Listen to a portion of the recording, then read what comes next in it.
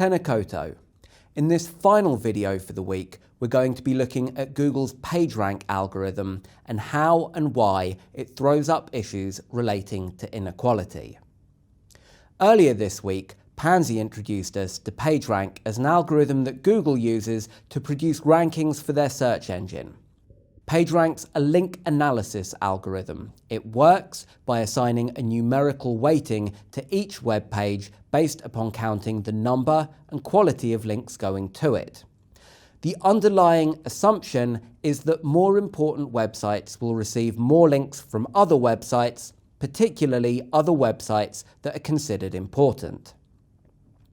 This is an example of how PageRank works. It's not just the number of links that matter. For example, page C has a higher page rank than page E, despite having far fewer incoming links.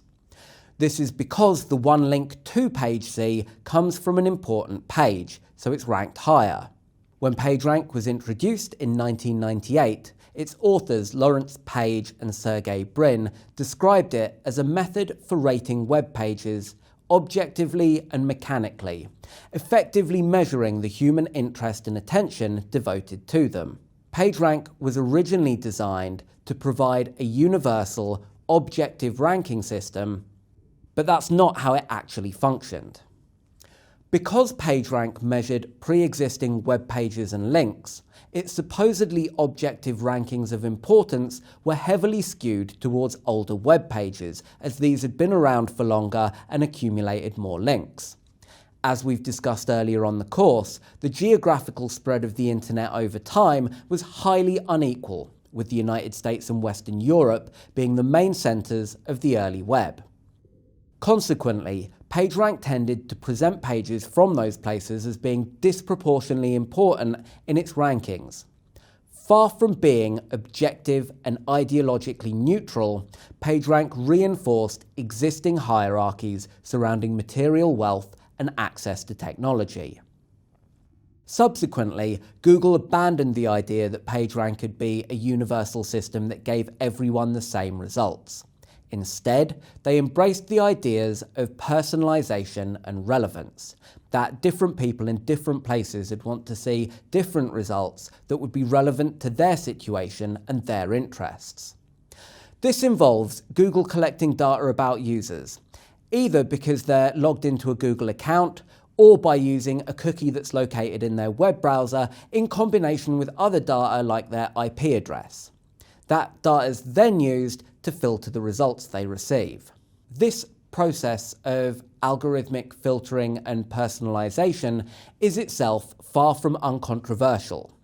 Critics such as Eli Pariza have argued that this creates filter bubbles, whereby the web becomes an echo chamber that gives users information which supports and reinforces biases while failing to challenge their preconceptions.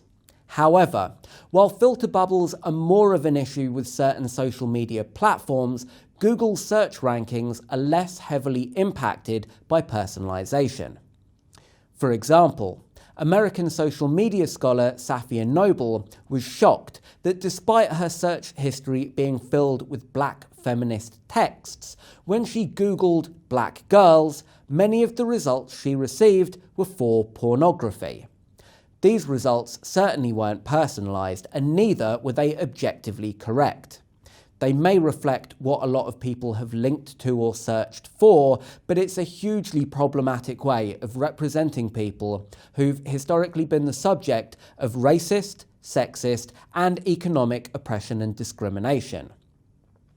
The differences that Noble found when searching for the phrases "why are black women so" and "why are white women so" further demonstrates how PageRank effectively reproduces racist positions, with white women apparently being likely to be pretty and beautiful, whereas black women are likely to be angry and loud, according to Google.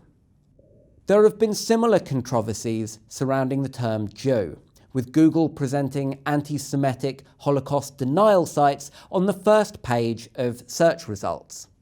Again, those sites might be popular, but they're certainly not factually accurate. In both cases, The results are particularly harmful because algorithmic discrimination is often mistaken by people for technological neutrality and objectivity. Here are the Google image results that I received when searching for the term beauty. Okay, maybe not. Here are the actual results. Note that I didn't say to exclude men from these results, but all the images are of women.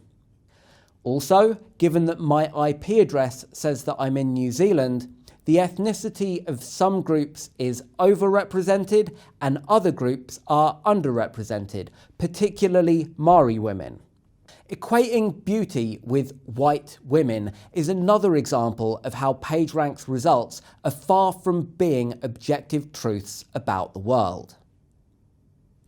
So much of our understanding about the world today comes from search engines that it's really important for us to recognise the results they produce aren't simply unquestionable objective truths. In some cases, they reinforce long-standing forms of discrimination.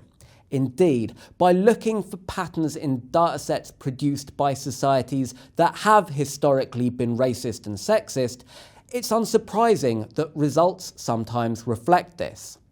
That doesn't mean that search engines aren't useful, though.